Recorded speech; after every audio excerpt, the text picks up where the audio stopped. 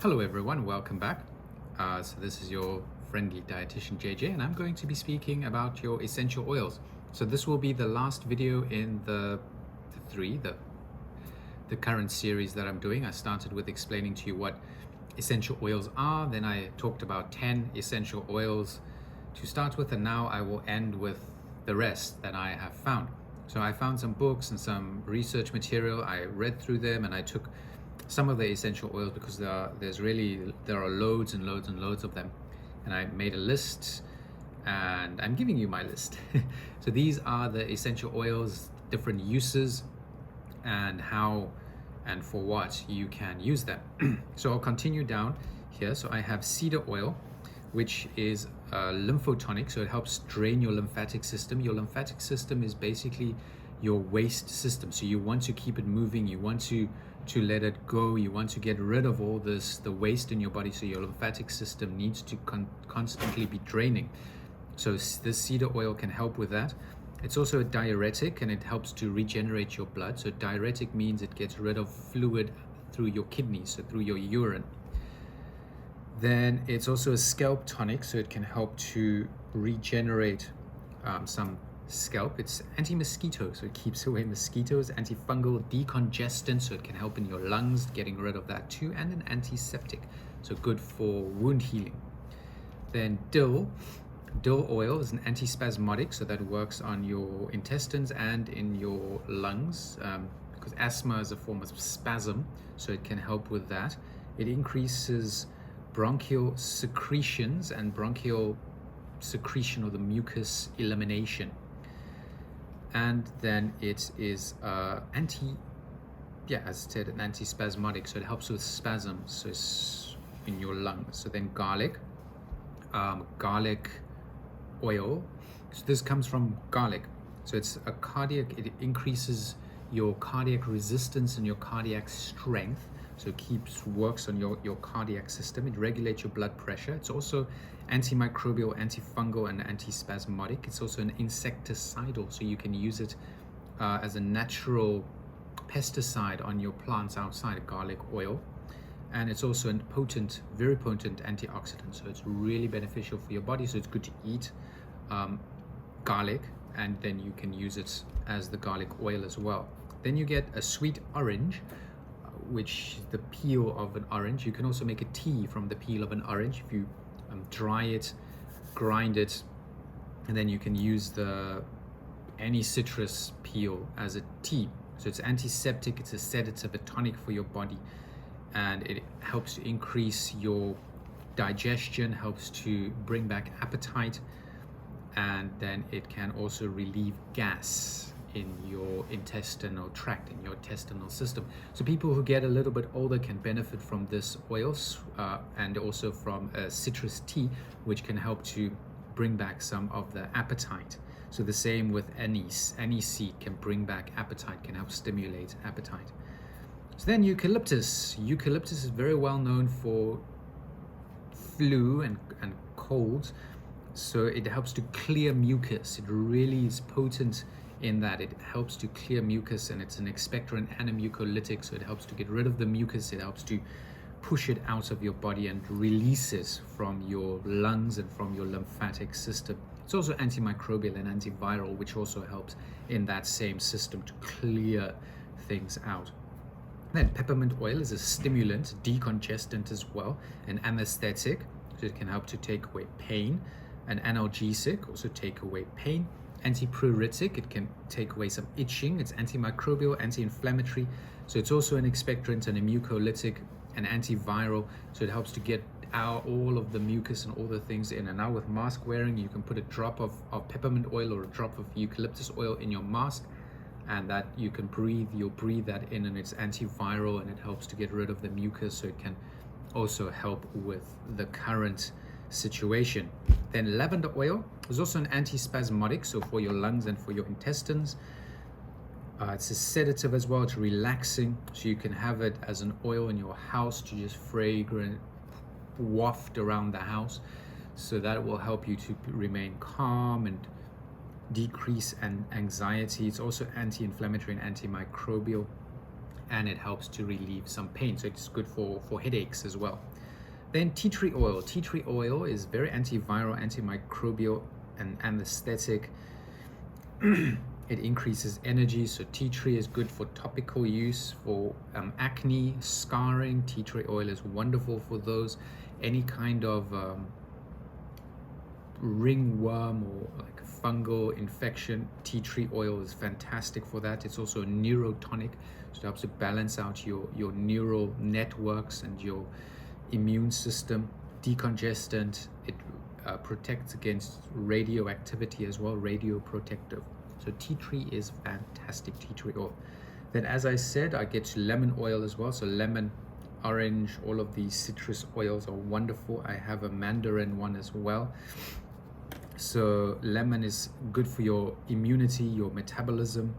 It helps to regulate your metabolism, regulate your immunity. It's antiviral, antimicrobial. It's a purgative, so it gets rid of things, gets them out, and it is a tonic for your nervous system. So it can calm anxiety and really frayed nerves. Then oregano oil. Oregano oil is one of the most potent antivirals that you can get.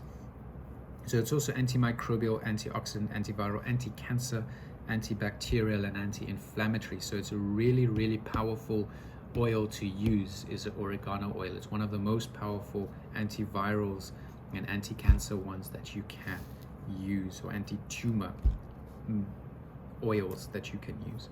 Then you also get to fennel oil, which is also antifungal and antioxidant. It's antiparasitic, so it can get rid of parasites inside of your intestinal tract. It improves your heart health, and it's also antibacterial. It can also be good for your throat. If you have a sore throat, fennel can help with sore throat. Then bergamot can help to decrease pain. It helps to increase your mood, so it works on the dopamine and serotonin. Then it helps to bring down fevers as well. It improves digestion too, bergamot, and it's decongestant, and it can also stimulate scalp and hair growth. Then frankincense. Frankincense helps with wound healing. It can also modulate your stress response, so it helps you to stress less. It decreases itching, decreases scars, so it helps healing and take away scarring. Good for swelling as well, can bring down swelling. It's antimicrobial. It's good for skin repair, as it is also an anti-inflammatory. So frankincense is an ancient one, but a wonderful one to use as well. Then chickweed. Chickweed is also fantastic for wound healing. It's an astringent, which means pulls things out, and an anti-rheumatic, so it can help with joint pains as well.